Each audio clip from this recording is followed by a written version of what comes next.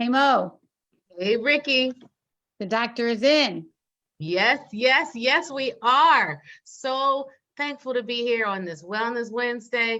And we have one of my favorite guests. And can I just tell you that two or three friends of mine who had your book, they picked it up a few weeks ago, messaged me last week and said, "Do you know this woman? You got to have this woman on the show. Do you know who this is? Do you know who this is?" I said, "I do know who this is." I do. So we're I so know. excited to see you again. How you doing? I'm great. I'm great. Can't believe it's June 1st. Crazy. I feel like I should just say No. Merry Christmas to you now. Pretty I know, much. I know, right? I know time is flying. So we have It is. the amazing, the wonderful, the brilliant, the everything inside and out, Nicole Surratt. Now, how did you two meet? How did you guys meet? Ooh, DC. in DC. Oh, yes, yes, yes. We were actually at a meeting, a lobbying meeting. I took it, didn't turn off my ding and say a lobbying meeting for Komen Foundation. Mhm. And they actually had this forum for Black women. This is, oh my gosh, about 4 or 5 years ago. Yes. And they had an outreach for Black women, and they brought these like probably maybe about 40 of us in to Mhm. talk about Black women and breast cancer, which was interesting, right? But they had the sea of probably about 200 white women that we were sort of the subset of this bigger group that were Okay. going to lobby on the Hill. And so they met with us a day early to kind of talk about our issues. And I think it was a good attempt to address Black breast cancer, but we didn't call it back back then because we hadn't named it yet. We named it Black breast cancer. I'm going to take credit for that. So, You can, you should. I know, Mhm. so, but it was a good sense because we all got to meet each other. They brought people in from all over the country, and many. I think some probably I knew about half of us, but I didn't know you until then. So it's great to meet. No, great I to meet know. And now you're stuck with me for life. for life. Happily, You're in our sandbox in our family, happily. and she came to my house a couple of months ago. When was that? Was that in March? You came to my house. I want to I'm- say February. Was it February. really February? Yeah, it was cold. It was really so February. cold then. We had and you brought me stuff and brought your book, and so your book hadn't even come out, was about to come out, right? Your new The book? new one was about to come out. No, Mhm. yeah. So, and I forgot to bring it with me. I'm actually in Sarasota, Mo. I'm at my friend Diane's house. We're having a SMAD weekend. So SMAD is my club that I belong to, Sisters Making a Difference. And it's my friends that took care of me when I was sick. Wow. And so we have these 2 retreats a year. So we're here at one of my besties' houses and hanging out. And so, but it was so great to have Nicole on this show because they're all watching in the other room to hear about all the things they should be doing. I harass them about every day. So why don't why don't you tell your story and how you got to where you are and why you do what you do. Sure. Well, I'll start off by saying that in 3 weeks, I'll be celebrating my 11th cancerversary on June 22nd. And the diagnosis was very much a surprise. I was kind of one of those textbook people, all of the things that are written as recommendations of what you should do or should not do to prevent getting diagnosed with anything. I was doing those things. So I never drank, I never smoked, I exercised regularly, and I was very, paid a whole lot of attention to what I ate. So the diagnosis was a surprise, and then an advanced stage diagnosis at that. And I knew right from the beginning that there was purpose in my diagnosis. It took me a couple years to figure that out. But when I figured it out, I ran with it. And I had a job that was stressful. And I realized I couldn't fight cancer and fight the people on the job. So I came out of the job, finished all of my treatments, looked for a job and couldn't find one. And then I realized, okay, I need to be on this platform promoting health and wellness as a lifestyle, because so many people, myself included, again, surprised that I got a diagnosis. So doing those things, still got a diagnosis, so to let women know that you are not exempt. And I tell Right. you said something, Ricky? Right. I said you are not exempt. I was right there with you Correct. being healthy, getting sick when you're healthy. What Right. stage were you, Nicole? What stage were you? 3C. Yeah. But when I started treating at the Cancer Treatment Centers of America, they thought I was about a 0 or 1. So after that first surgery, they realized that the cancer spread beyond what the test results revealed. So I went from one end of that cancer spectrum to the other end. And, when I stopped and had a chance to really reflect about it, because I was dealing with some stress. So I'm divorced. I'm taking care of my mother who is on her journey with Alzheimer's. I've got children in college, and I thought I was managing my stress. And then I realized I was just really busy. And especially when COVID hit, so I'm on this platform as a speaker, and now COVID, which shut down all of my speaking engagements for 2021, 22. And we don't even know when we'll get on big stages again, because so many organizations and corporations are doing the hybrid model. So I decided I needed to pivot. And I realized during COVID that we are modern day superwomen dealing with a modern day kryptonite called stress. And we combat stress, I believe, through self-care. We're so busy taking care of everything else and everybody else. I don't even say that we put ourselves on the back burner anymore. We're nowhere in the kitchen. And, stress is problematic. It can lead to chronic health conditions like high blood pressure, heart disease, diabetes, obesity, anxiety, and yes, cancer. So I believe stress played a huge role in my diagnosis. And I'm just trying to help women, prevent from getting a diagnosis of any type, whether it's breast cancer, whether it's high blood pressure. That shouldn't be the wake-up call that forces us to pay more attention to our health and wellness practices. And so what I did last year, I decided to go back to school, and I'm a certified integrative nutrition health coach, and just helping women reach their health and wellness goals one step at a time, looking at self-care, looking at stress management, looking at lifestyle changes. And it all begins with what we're eating or not eating. So I'm glad that, nutrition is the focus of our time together this evening. So you had me at kryptonite. Can you go back to how you said that? Sure. Say what you I said. said that we are modern day superwomen dealing with a modern day kryptonite called stress. Say that one more time. Oh, Say wait. that one more time. Say that one more time for me. We are modern day superwomen dealing with a modern day kryptonite called stress. You need to put that in the chat.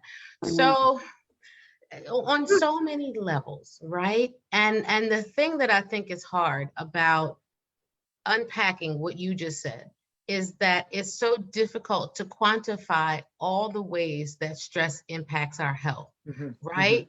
And then to tease it out and figure out what's one way to tackle it. Doctors get antsy about that. When they can't point to one thing, one cause, one target on the pathway to put a drug or to do something about, they get real antsy.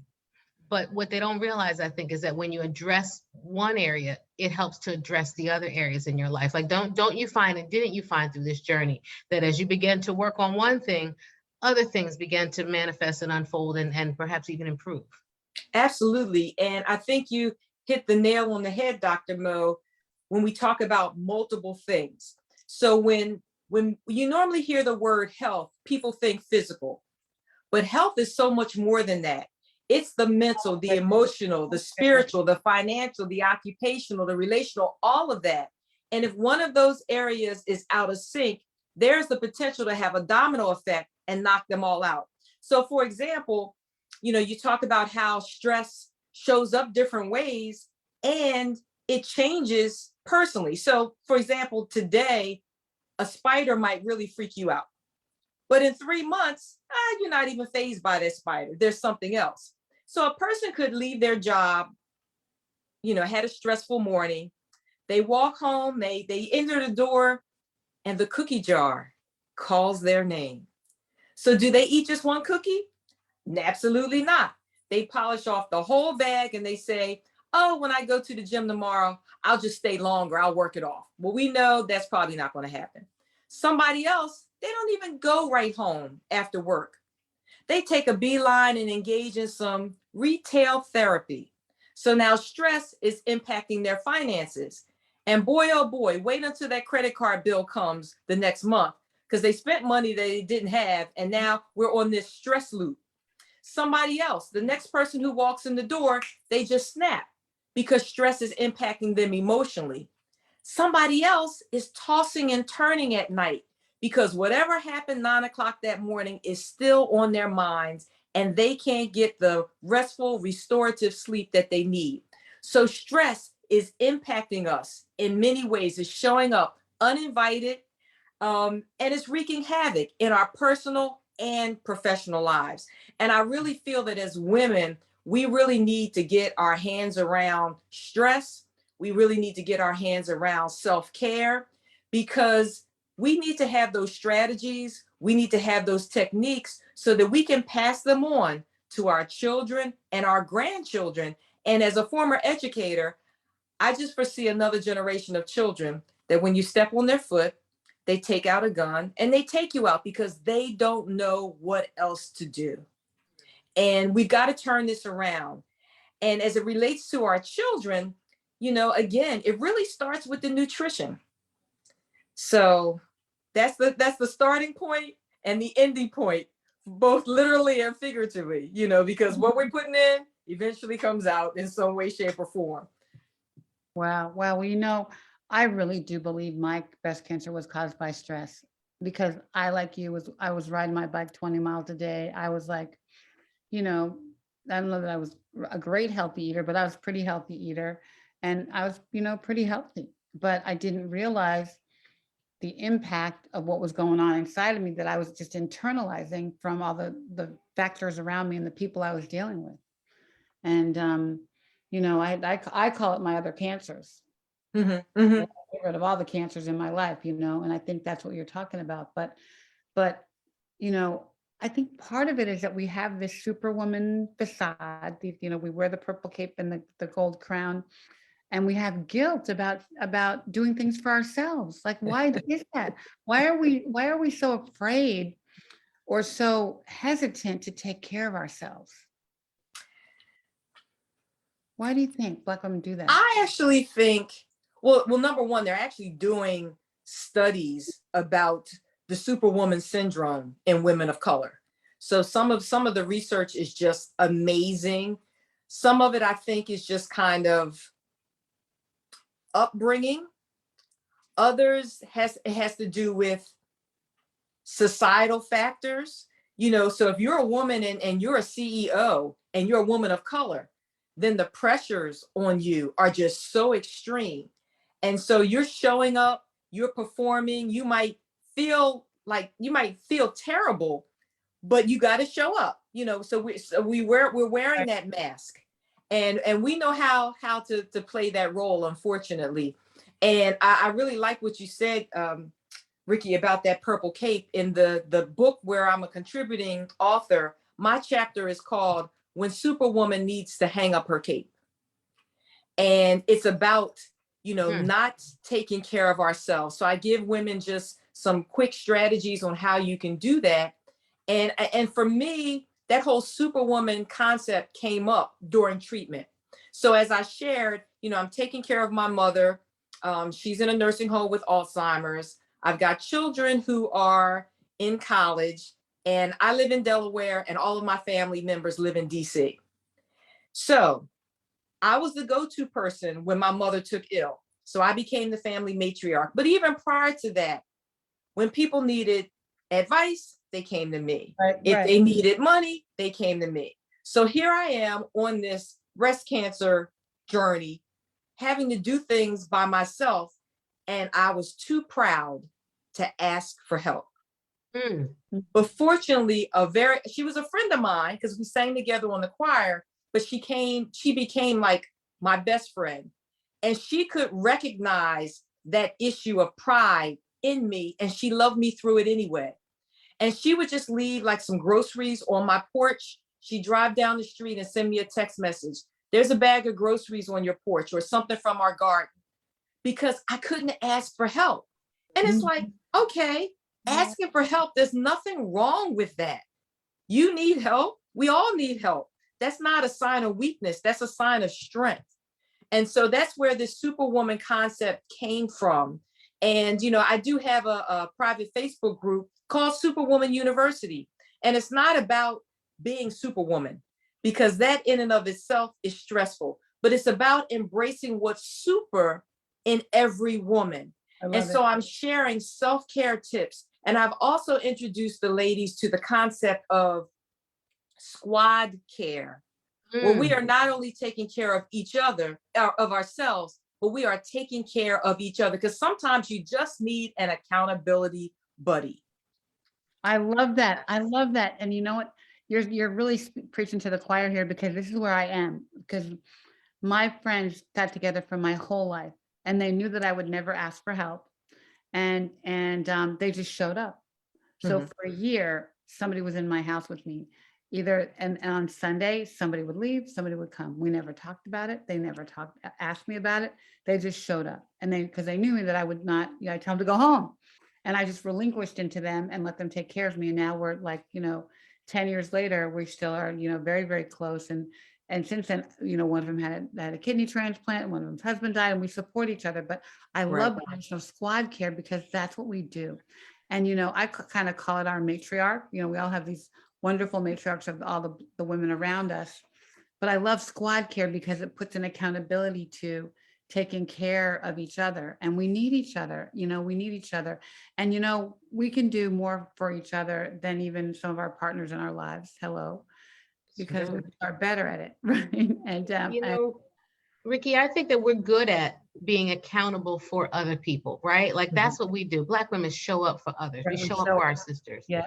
And what that and it means, well, how it plays out, I think, is that we'll show up for somebody else faster than we'll show up for ourselves. Yep. In a And heartbeat. that's the reason why this is so important. But I also want to talk about how do we break that cycle? Because what about the people who don't have, the squad care? And Right. what about the generations? How can we break the cycle so that we know how to show up for each other? Right. Right? Because we don't teach our sons and our daughters if we don't ever ask, how do we teach us how to care for us? I know. I say that, we have to put ourselves on our to-do list, because if we don't, who will? Who will? And I don't want the viewers today to think of that to-do list as another chore. Because you're like, oh my goodness, Nicole, I've got 20 things to do already that I can't get through. And now you want me to put me on my list? But the truth of the matter is, when you're stressed out, everybody knows about it. Everybody else you're stressing everybody else out, right? Right. So when you invest in self-care, and your health is truly your wealth. So you have to invest in your self-care. And, it's nice to go to the spa once a month, or get your nails did, your hair did, or something like that. But you've got to invest in self-care every day, even if it's just for 5 minutes, especially during when we were going through the heat of COVID. So we've got women homeschooling. They're Right. struggling, they're juggling, trying to balance their 9 to 5, balance what's going on online for the kindergartner, the middle schooler, and the high schooler. And if there are somebody else who's in the house working from home, and then trying to maintain everything, I would tell the women, put a sign on your door and just say, for the next 15 minutes, don't bother mom. Unless your hair is on fire, don't bother me. Because when you take care of yourself, the people with whom you live, work, and play all benefit as a result. Mhm. And I'll just even go back to when I got my diagnosis. One of the first conversations I had was with someone with whom I used to go to church, and she relocated down south so that she could be with her family while she went through treatment. And we must have been on the phone for about 2 hours. And she said to me, do you eat strawberries, blueberries, and tomatoes? And I said, yuck, yuck, and yuck. No. And so she started talking to me about the antioxidant properties and all of that. And so when I was diagnosed, I made the decision right then and there. My goal was living by any means necessary. And so I taught myself how to eat blueberries, strawberries, and tomatoes. And I kid you not, it took me 20 minutes to eat 1 strawberry and 4 blueberries, because that's how much I disliked them. I never liked the feel of seeds in my mouth growing up. So fast forward 11 years later, I love blueberries. I love strawberries. I've added blackberries. I've added raspberries. And so I'm always looking for ways to expand my food repertoire. And, food does so much for us. And, before I went through my training to become a certified health coach, what I knew about health and wellness and nutrition was based on something that I read. And as a teacher, I just love to do the research. I love to study things and find things out. So I either researched it or I experimented on myself. And one of the things that I learned, Ricky and Dr. Mo, is that we get information piecemeal. You'll read an article about stress. You'll read an article about sugar. You read an article about inflammation. But when I realized that there was a connection between stress and sugar and inflammation, it's like, oh my goodness, why aren't they telling us that? And especially if you're a survivor, we're already at increased risk of recurrence. We've really got to get off of this cycle. So we have a stressful event. We reach for something sugary. It creates inflammation in the body. And so when you talk about this girl is on fire, that's literally what inflammation is. So we've got skin that's stretching and contracting. And over time, now we got wrinkles, we've got bat wings. Well, that's stressful to me. So we've got to understand. Under your eyes. Thank you. Right. We have to understand what our stress triggers are and how to be proactive instead of reactive about our health. Because for some people, if they're stress eating, it really has nothing to do with the food. It might have to do with the crunch. Okay, well, what's a healthier substitute than that cookie? Well, let's have some carrots or some apple slices or something like that. But we have to have that in the refrigerator, because when you have that stressful event and you don't, the chances that you're going to get in your car, especially on June 1st, at gas at almost $5 a gallon, to drive down the street for a 99-cent bag of carrots, that's not going to happen. So we really need to know what our triggers are and what we can do to avoid going that path. I will say that when I talk about nutrition, I don't like to use the word diet, because I believe for so many people, the word diet is limiting. They say, oh, I can go on a diet for 2 weeks. Well, that's what they said. Right. But what they're thinking is, but on day 15, I'm about to find the biggest bucket of cheesy fries, the biggest slab of ribs, because they don't realize that these are lifestyle changes. Chocolate cake, ice cream. Or ice cream. I love that you said that, though, because diet sounds restrictive, right? It does. It sounds like you're depriving yourself, right? Yeah. Yep. And the I minute like that you word. say diet, then it sounds you're priming yourself for what you can't have instead of what you can. And our bodies and our minds just aren't set up that way. We're not set up for deprivation. We're set up for reward. And so, when I talk to patients about stress and we talk about stress management, especially about nutrition, finding rewards that are not food rewards, right? Talking about lifestyle changes and giving ourselves grace, like that's a real thing. I think that even when, so some of my patients are smokers, when we talk about smoking cessation, you have to replace those habits with something else that's not food. You got to get to the root of that thing, and you have to reward yourself for doing what you say you're going to do. And so figuring out what the rewards are early, I think helps us to make sustainable lifestyle changes. I want to ask you a question about stress. Is all stress bad? Because, not at all. Yeah. All right. Talk about it. Yeah. So there's actually a good stress called eustress, EUSTRESS. And that's like, you've got a presentation and you got the butterflies going on. That's great. Our bodies are actually hardwired to have an automatic response to stress. It's a survival technique. So if there's an oncoming car, your body needs to have those stress responses kick into gear so you can get out of harm's way. Yep. So it's not that temporary stress that's problematic. It's that long-term chronic stress that leaves you feeling overworked, overwhelmed, stressed out. That's what is problematic, is because your body is operating in emergency mode. So, a car coming, that happens and then it's over. But chronic stress is just lingering. It may go on for weeks. It may go on for months. And that's what really impacts your immune system. It impacts your ability to focus at work. It impacts so many areas of your life. So all stress is not bad. So stress does get a bad reputation. And I'll just say, Dr. Mo, you really hit on some gems when you talked about giving ourselves grace. I like to say grace and space. I love to do acronyms, and I know Dr. Yes. Mo, you do too. So grace and space is that Love it. gas, GAS, that gas that fuels us. And when you talked about us using food as rewards, when did that start? That started when we were young. You know, whether you were being potty trained, and you know, if you made it to the bathroom, maybe you got a couple of M&Ms, or if you if you behaved yourself in the store, you know, that's why the candy bars are at the register and they're at the eye level. Then, you know, people have been using food as rewards for years, and it's just kind of been habitual.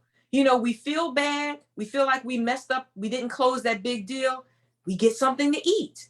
Now, granted, food is, you know, it is a part of our celebrations and things like that. So it has its place, but somewhere along the line, we've changed how we've used food. And I will say that it's just not an internal thing.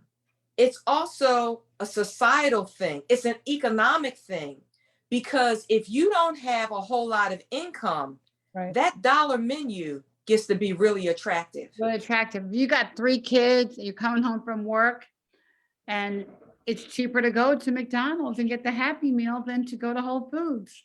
Right. And you don't have to cook, you know, so it's that hard decision. Like so how can we help people make the right decision? I think the other thing that when you talk about stress, you know, aside from breast cancer or any illness, the number is 77.3% of Black moms are single moms. So that's a lot of single moms to be taking care of everybody, right? And we all support each other, but and then if you add an illness on top of that, oh my goodness, right? What is that single mom going to do? She's going to do whatever she can to take care of her children, right, at the expense of herself. And I was in a focus group a few years ago where the mom said, you know, I had to miss my chemo. I had to take my kid to the doctor. And that's where our priority is. So I don't know how to help each other with that other than to get a squad together. Right, so right. You have a squad, you know, you could say, do this, but we just have so much on us. And I know I had to learn the hard way that I was creating dependencies on me. Boy, talk about that a little bit more, Ricky, because I think that Black women maybe not just Black women, but women in general, I think we do that throughout the course of our lives and in our interactions, right? We create dependencies. And tell me more about what that means so that people can see how it relates outside of cancer even. So I confess, I'm a helicopter mom. I'm a helicopter grandma. I'm a control freak, and I want things to be a certain way. And especially with relative to my kids who are now grown-ups, thank you God, but I wanted them to learn things from me in a certain way and do things the way I expected them to do and nobody else. And so I probably took that burden on. I wanted my house to look a certain way. I wanted my family to do certain things. And so it made me do things and engage other people to get what I wanted done is because I'm a control freak, right? And I don't know why I'm a control freak but I have perfect children. They're very beautiful. I mean, you know, I worked really hard on them, but I know that we all— You don't know why you're a control freak. I know it. No, we have this standard though. We all have a standard that either we grew up with, I got it from my grandmother, that we have this vision for how things are supposed to be. And it's hard to let go of that. And it's hard to watch other people not do it your way and not get involved. Like, never mind, just go away. I got this. I'm going to do it. And that was my line. I've got it. I'll do it. I've got you. I'll handle it. I'll take care of you. And so I realized that people in my life were succumbing to that and just letting me take control because I was anyway. You know what I mean? And I think that stress, you know, so I had to learn that my peace is non-negotiable, which I say all the time, but I had to learn that I was allowing people to depend on me because they knew I would do it, whatever it was, at work, home, whatever the place. And so I had a husband for 30 years. I don't have him anymore. You know? Right. His loss. I had a business partner for 10 years. I was the rainmaker for the company, and I don't have him anymore. There were cancers I had to let go of. You know, I think that you have to figure out how, you know, it's okay to not be in control today. Right. It's okay to let How do somebody. you recognize though, when you're under stress, or people who never really deal with it, think about it, how do we pull ourselves back before it's too late? What are there some signs, some warning signs and things that women can look out for, women and men can look out for? Well, I got cancer. I mean, you know, I think this is just I got cancer, and that became a lesson. I learned a lesson that I had to stop, because I had to stop and take care of myself. I could no longer take care of everybody. I had to get fatally ill, almost, right, or whatever the word is, to say, okay, stop, Ricky. You know, you have to take care of yourself. I can only take care of me and my one daughter. My older daughter was grown; she's good, but I had to get my baby daughter through college, and so I realized I had to heal myself, and that took energy for me. But it was a crisis, a life crisis, that got me to where I needed to be, to learn that I don't need to control everything. So I mean, you share some great things, Ricky, and I guess I just want to back up a minute. So I realized that, you know, part of the reason why I'm on this, what I call my pink sea journey, is, you know, not only to help people not get a diagnosis of any type, but to help people who have a diagnosis. So, you know, I still help my bosom buddies get back and forth to chemo treatments or doctor's appointments, or, you know, whatever the case may be. And I can remember helping somebody out, and inevitably she would ask me after an appointment to take her to Burger King or Little Caesars or something like that. And I would think, and my thing is, what at Burger King is going to help you fight cancer? I even question the salad, because most people are drowning it in dressing that's high in sodium and all that type of thing. And, you know, so many survivors, and actually just did a post on that, because June marks National Cancer Survivors Month. Right. You know, when we get into that survivorship phase, when we finish that last chemo treatment, that last radiation treatment, we can't go back to eating and thinking and the way we can't go back to those things. We need to be mindful of not only what we're eating and not eating, or drinking or not drinking, moving or not moving, but the people that we allow. When you talk about your peace being non-negotiable, the people that we allow in our inner circles, because we know that there are people who are toxic. And I believe that as women, we act like preservatives. We try to keep something going beyond its expiration date. And I saw when I speak to women. Wait. Pause right there. Flag on the play. Yeah. You got to run that one back, because I don't think they heard you in the cheap seats. We'll say that again. I said that we act as preservatives in relationships, and we are holding on to those relationships beyond their expiration dates, knowing that people are toxic. We sure are. And the thing is, I don't want people to stop, because a lot of those people might be related to you.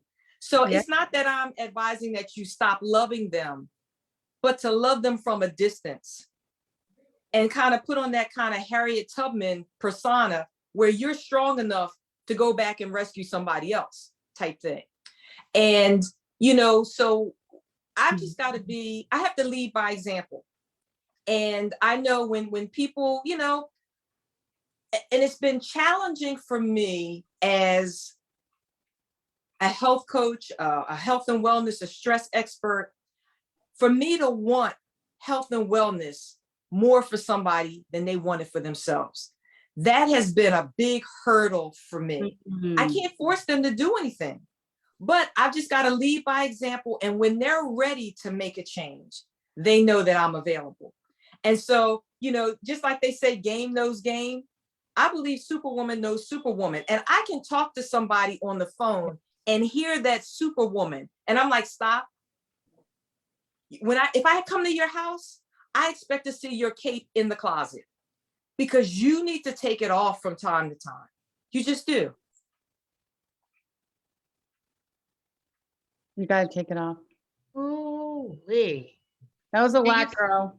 You know, Ricky, I think we might need some touch capes. We might need some capes can that people touch can capes. take off and hang up Hang as an up. exercise, right? Like Yeah. the literal act of taking it off and hanging it up, and maybe even tacking on or writing on or associating some of the stressors with it. And the physical act of taking it off and hanging it up, or putting it on the floor and kneeling and meditating on it, or praying, or burning it. something else, Or burning taking it. that cape or burn it. and Yep. wrapping it Bring it up. around you. But I And like that could putting be your love quiet messages space. too, right? Mhm. Like we can use this message cape for a lot of different things here, maybe. I love it. We need a cape. You need Because a cape. maybe, but you know what? Maybe we can even gift it to somebody. Guess what? You Mm. can have my cape today because I don't need it. You wear the cape Mm. today, right? Mhm. Give it to somebody else, right? So I think that's a really good thing to model, like it's a physical thing that we all can do for each other. Just to even think about it. I think that we're so in our space. And I remember the life I had before cancer was my normal. I was the crazy person that was running all over the place, taking care of everybody. But when you're in it, it's your normal. So you can't see what it's like until you get out of it. And I remember when I got out of it, when I got done with treatment and I was okay, I felt so much freer because I had let all these things go. And it's almost like you take a step up a ladder, right? And so your vision for everything around you is so different than when you're in this tunnel taking care of everything. And then all of a sudden you're out of it and you're like, oh my goodness, you look back and say, who was that person? Right. And, I think a lot of us as survivors are afraid to say we have a new normal. Like, what is your new normal? What does that mean? Well, to me, nothing's normal, but we have to let go of things and do it differently. And I think once you sort of do that, it elevates you and frees you in ways that you won't even understand until you do it. Right. And, I should have written it down because you said it just that quickly. Oh man, that train is gone. I'm hoping it comes back real soon. It'll come back. It'll come back. It'll come back. It'll come back. It'll come back. I think, just getting out of that box that you were in, that you don't even realize you're in until you're out of it. Absolutely. Absolutely. You don't know what feels normal. Once you're out of it, you realize how abnormal it is. I don't know if either one of you have ever heard the quote, you can't see the picture when you're the frame. You need somebody to tell you. And I think that's what's important about having a good friend. A good friend will really confront you, but do it in love. You know what I'm saying? When your attitude isn't all that great, somebody can say, hey, Ricky, you need to check it. You seem like you're kind of spiraling out of control. Is anything going on? Can I help? You want to go take a walk or something like that? And I think with the whole nutrition piece, what we don't know is literally killing us. And, I tell women and I tell my audiences that we have to realize that those food manufacturers, those companies, they're in business. Yeah. They don't care about your waistline. They care about their bottom line. From the product ingredients to the names of things, it's a business. Yeah. So I love to use lean cuisine. You're trying to lose a little bit of weight. So lean appeals to you. And you sure enough don't want to feel like you're eating a TV dinner. So they called it cuisine. So you feel like you're doing something until you flip that box over and see the sodium count. That's like enough sodium for 4 guys over 4 days. It's just off the charts. And to realize that some of the regulations are so loose, so a big thing is about, I'll just say protein. And so now your child's cereal has stamped on it with extra protein, with extra fiber. Okay, well, how much extra is extra? You know, a half a gram? Right, I right. mean, the regulations can be that small. It only has to be a percentage more, and they can put that on there. And so families are thinking that they're doing something great, and they're not. I should know the timeline, and I don't, but I'll commit it to memory for next time. But they can trace it back to when obesity rates started to increase. And I want to say it was probably about the 70s, late Yep. 70s. I was just going to say 80s. 1970s. Exactly right. Yep. So you have to think about what happened. Okay, so now we've got cereals. We've got sugar sweetened cereals. We've got fried chicken. We've got pizza. And so my great nephew is, going based on my age, is 36. Because my sister and brother are 24 years older than I am. Same parents, long story. Anyway. Oh, so wow. my nephews are older than I am. Wow. And I can remember when my great nephew was diagnosed with ADD. You know, we haven't always had conversations about ADD and ADHD. Right. And one of the first questions I asked my nephew is, what are you feeding him? Yes. So we're trying to get the children out the door. We're feeding them sugar sweetened cereals, and we're wondering why they're bouncing off the walls. Yep. You know, we try to feed a child a new vegetable one time. They don't want it, so we stop. You can't just try one time. You have to keep repeating it. And we have to be mindful of the words that we use. You know, oh, little Johnny doesn't like broccoli. Little Johnny doesn't like broccoli. And then little Johnny realizes, oh, I'm little Johnny. And she said, I don't like broccoli. So apparently I don't like broccoli. I'm not eating that. You know, so we have to keep trying, and we have to be role models, because those children are certainly watching what we are doing. I can remember when my children were young, they would not eat cucumbers. Well, I took them over to Nana's house, and Nana sliced that cucumber like a pickle, and the children ate it. Right. And it's like, people, it's the same thing. I sliced it like a wheel. She sliced it like a dill. Okay, whatever. If that's what it takes, then that's what I'll do. But to be mindful that we're really setting our children up. And unfortunately, for a lot of children, we're setting them up for failure. You know, when we talk about sugar, we don't often consider the liquid sugar. Those sports drinks, those energy drinks, the fruit juices, orange. Yes, packed with sugar, because we don't know how to read and properly interpret the labels. Right. No. We've got to be educated consumers.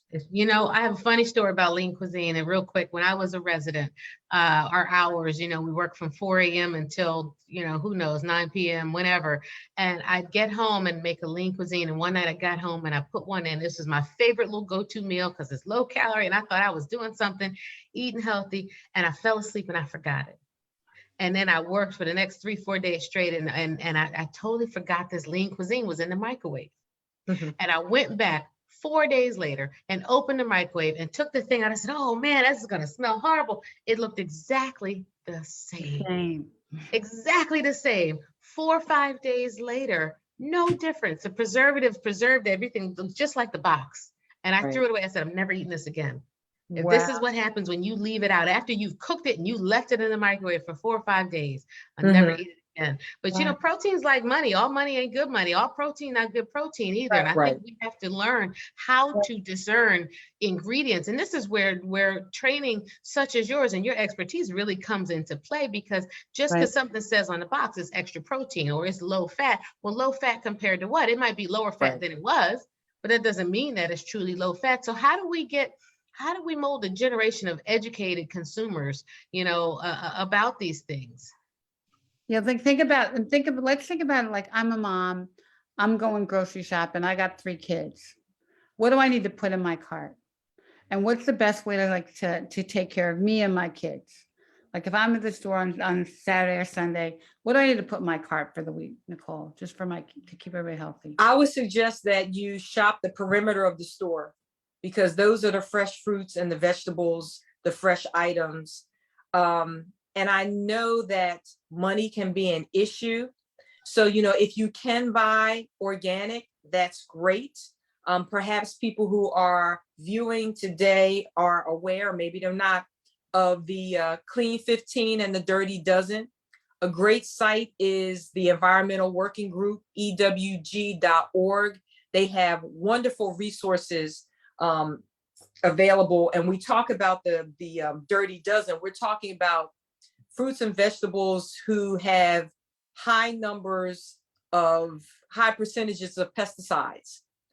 And so if you can buy organic, buy organic. If you can't, it's better to still have the fresh fruits and vegetables. You can always go frozen. And if you just have to, go canned, just rinse things off. So it's better, to have or to get fruit that's in light syrup or no syrup, though you want to watch those heavy syrups and things like that. So, I like to tell people, eat things that come from plants and not those that are made in plants. Come from plants and not made from plants. We really should be eating a primarily plant-based diet or plant-based options. That's that word diet. And to realize that what we're eating impacts the cells in our body. They impact what's happening in our brains, our ability to move. It impacts everything. And so, you've heard on computer, garbage in, garbage out. Well, it's pretty much the same thing. And to understand what my training did when I took my classes at the Institute for Integrative Nutrition, it just took what I knew about nutrition and health. It just really gave me a deeper dive. And I'm just loving what I have learned and what I know about your microbiome. We've got to feed the good gut bacteria. If you keep feeding it sugary stuff, then your sugar bugs in your gut, they're going to be doing a happy dance. But, sugar, our bodies, there's a purpose for sugar. I mean, all fats aren't bad. There are good fats, but everything in moderation. I know I was about to call you Elder Mo. Right. I love it. Elder Mo, I love it. Oh goodness. I'm being silly and I just lost my train of thought. You talked about deprivation. Yeah. So you're right. When we say that we can't have something, that makes us want it more. So when Right. I was teaching second grade, we didn't tell the children, don't run, because what they heard was run. We would tell them, you can use your walking feet, you can tiptoe, you can crawl, you can slither, but we didn't say don't run. So you don't want to say, I can't have a cookie, because what you hear is have a cookie. I like to tell people to watch their language. I choose not to have a cookie. I can if I want, but I'm choosing not to have a cookie. And should I decide to have a cookie, then I'll have a cookie and I'll be done with it. Or, I tell people, if you need a piece of chocolate while you're running your errands on the weekends, get your piece of chocolate, eat it while you're out, and be done with it.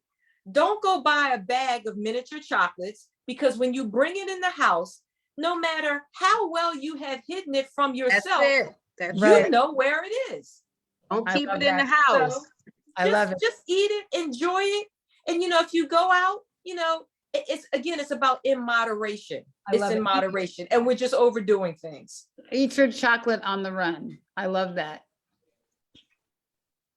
All right with me. What about movement? Let's talk about exercise and movement a little bit, just a few minutes, because I think that too is an area where people think if they can't go hard in the paint, they can't go they can't go any. And how do we, how do we help folks who want to ease into it, or who have tried and failed, and who think exercise is a chore and not a chance? Right. So we're actually moving away from the People. word exercise Mm-hmm. and replacing it with movement. Because you're right. People hear exercise and they think, oh, now I got to join a gym. Push-ups. Yeah. Right. I've got to spend money on clothes and shoes and all that kind of stuff. Well, no, you don't. The word is movement, and all movement counts. If you love to dance, Turn on some music while you are vacuuming. Zumba, you have so many varieties of ways to move. Tai Chi and yoga and kickboxing. But the point is to get your body moving. And to start small. I think sometimes we just bite nutrition topic. We bite off more than we can chew. But it's those little shifts, those little changes that can amount to much. I don't know if either one of you are familiar with Atomic Habits. Wonderful book about how small changes over time can get you to your goal. So if I'm working with a client who wants to get to goal 500, we're not even talking about goal 500. We're talking about the very next step. Because as women, we get so caught up trying to see the whole spiral staircase. You know, we know that we need to make change. We can be so overwhelmed by the amount of change that we need to make that we hit that default and we do nothing. So I just want you to make the next step. So if that means based on, you know, your ability, maybe you're just marching in place. Maybe that's a start for you. And maybe marching in place leads to walking around the neighborhood. Maybe 1 lap turns to 5 laps, to maybe a lap around the track. And next thing you know, you're doing a 3K. But, you know, whatever our health and wellness goals are, you know, if you need to lose 50 pounds, you didn't gain 50 pounds in a week. So don't expect to lose it in a week. Again, it's a lifestyle change. And you have to, you know, we have those low moments, but, you know, when you have that, you know, I can remember dealing with a client who said to me, Coach Nicole, I fell off the cart. I said, okay, you fell off the cart, but don't let it back over you a couple of times. Because sometimes if we come off of our eating habits on a Thursday, we just figured, oh, I blew it on Thursday. I might as well just wait till Monday and just keep eating over the weekend. The next time you have an opportunity to make a better decision, make a better decision, moment to moment. Love that, moment to moment. Moment to moment, don't let the cart back over you. I love it. I know, you know, I always give up ice cream for Lent. You know, ice cream is my thing, right? So I always give it and this year I gave up like, I guess really sugar, ginger ale, sodas and stuff. And now when I eat them, I don't know if it's like, I mean, I get a stomachache. Like, I think my body got used to not having them there, and I felt better. And so the other day I drank a ginger ale for the first time since Easter, and I took 2 sips and threw it away. It's not fun. It's not fun anymore. I lost the fun of it. And and even ice cream, you know, when I eat ice cream, I eat like maybe 2 tablespoons. And that's sufficient for you. So we've got to retrain our taste buds. We've got to retrain our minds. And that's where lifestyle changes start, is by making a decision. It's a mindset. Where are you setting your mind? That's where it starts. Can we talk really quickly about ways to recognize stress? I want people who might watch this later on and look at the chat to help themselves, you know, be able to look at their life and say, oh, that might be a stress response, or, oh, that's how I can tell. Because, you know, for those people who are not paying attention, we're in the middle of our day, our life, we're going, we're zooming. How can you tell when your cup is getting full and when it's time to maybe try to intervene? Something different. Right.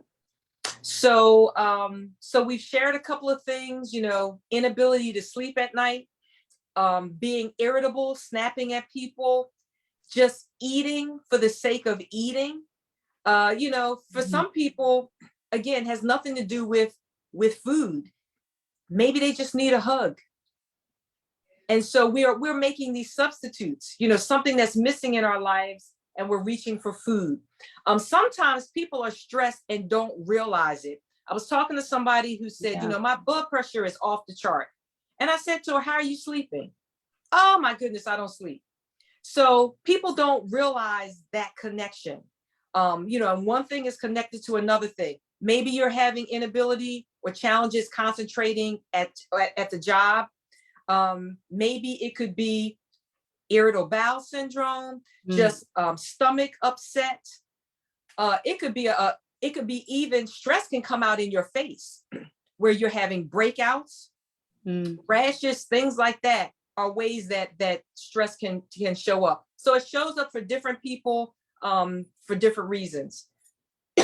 So it's really important to listen to your body. Our bodies are so intelligent. Our bodies are giving us signals all the time, warning, warning. And we're like, I'm too busy, you know. So every day we're making decisions that are either leading us to wellness or leading us towards illness. So if you don't heed those warning signs, your body will shut it down, and you'll pay more attention when you're in the hospital bed or at the ER. So, you know, again, it's about being proactive instead of reactive, and trusting our guts, not just the gut microbiome, but trusting our gut to know that something's not right and to do something about it. And sometimes when we're in stressful situations, we need help beyond our sister friends. And we have to look at therapy as one of our stress management tool strategies. We should have just a variety in our toolkit. It's okay. So Nicole, tell us, I just put your email in the comments, but tell us about your book. Like, how can people find your book? Like, how can people find you? Tell us how to, like, to get all these tips, because her writing is like magical. You read, you can't put the books down, and you walk away like, wow, so cool. And you talk about things in such good life skills that it's easy to say, I can do that. Yeah. And sometimes you just need somebody to assure you that, yes, you can. And as a coach, that's what I do is, you know, I function just like a basketball coach, a football coach, on the sidelines with my clients, helping them create the plays. And then they go out and they execute, knowing that they have me as their biggest cheerleader. So people can go to ahealthcoachforme.com, and just, you can leave me a message there. I have 2 books. One is my memoir called The Voice of Victory in the Valley, Diary of a Breast Cancer Thriver. And I give readers a behind the scenes look at what happens when you are diagnosed with breast cancer. Some people think, you know, you got a diagnosis and that's all you have to deal with is breast cancer. No, you have life and all of its ups and downs and its hiccups to deal with as well. And the second book is called Voices of the 21st Century, Conscious Caring Women Making a Difference. And it is produced by the Women's Speakers Association. And I am one of 50 women from across the country with a chapter. And again, my chapter is called When Superwoman Needs to Hang Up Her Cape. So, you know, please reach out. I'm on LinkedIn. You can reach out to me, superwomanuniversity.com. And, you know, if I can be of assistance to you in any way, I think that's part of why I'm on the journey. So a health coach for me, the number 4, or no, 4, FOR. Okay. And then you just doing a lot of things. So I think people should just Google you. Sure, Google me. That'll be cool. And you see her name is spelled Nicolle. And I'll put that in the comments too. And then Surratt, Surratte, but I'll put it in there. So if you Google her, you'll see all this awesome stuff. And her books, I guarantee you'll be like, wow, so good, because they're all good, like things that are easy to manage, easy to do for yourself. And you know, I want skin that looks like yours. I want to be vibrant that looks like yours. I want to be able to get into that pink feather dress. That's my goal. You need to pass it on over here. It was beautiful. I'll pass it. I can't wear it again. You know, it's once it's on Facebook, right? I usually save that dress for about 10 years, Mom, right? But wow, so thank you so much. I think that, you know, and I think also, you know, it's great to have a coach, you know, like just to have someone that's got your back, that may not be part of your family, that you can talk to about things that you may not want to talk to your mama and your sisters and your friends about. You know, so that's what Nicole does. She just coaches. It's a great thing to have someone in your corner that says, no, Ricky, don't do that. Or yes, Ricky, that's a good thing, right? Or to ask Ricky why she's doing that. Because sometimes we're just doing things because that's what we've always done. So we walk in the house and we just start eating, but we just ate. So like, Oh, how why are about we it? doing this? And why can be a really important motivator. So why do you want to lose weight? Oh, so I don't have this pressure on my knees. Well, why? Well, if I don't lose the weight, then I'm gonna have to have knee replacement surgery. Well, so why is that important to you? Because I want to be able to run around with my granddaughter. So if we kind of drill down on the why, because sometimes we may not want it for ourselves initially, but we want to be able to walk around with the grandchildren, to run around after them, those type of things. Kind of ask, why am I doing this? Why am I allowing this? And then what's my overall why for wanting to be the best version of myself? I want women to live the lives that they desire and deserve. And you need to be healthy. You know, can you run $1 million business from a hospital bed? Yeah, maybe. But my question is, do you want to? Yep. Mm, Wow. Thank you. Thank you, Wow. my friend. Thank you, my breastie. It was so nice to see both of you Ah. again. I look forward to the next time that we are in person. And I appreciate this opportunity to inspire women to make a change. This has just been a joy and a delight. If you're just joining us, you just missed, and you need to go back and replay Nicole Surratt, and she can be found online at a healthcoachforme.com. And we're talking about nutrition, ways to recognize stress. And the one thing you said that stuck with me the most is that it is a Black woman's kryptonite. Black woman's kryptonite. We It is gotta a do Black better. woman's kryptonite. It is a Black woman's kryptonite. But it is just Ooh. definitely, it's manageable, and it's something that we need to face head on. Yeah. Thank you. Thank you. Blessings to you. Thank you Blessings. both. Oh, Thank you. Breastie love. breasty love to all of you. Thank you Thank to our sponsors for joining us and for Yeah. sponsoring us. Sponsoring us, Amgen. We're gonna do our Love Your Bones show on Sunday at 3. And next week we have like a incredible June planned, incredible show. So stay with us on Sunday at 3 Eastern time, and then back here next Wednesday at 6. Thank you, Amgen. Thank you, Genentech. Thank you, sponsors. Thank you, Black Doctor. God bless. Okay. Bye-bye.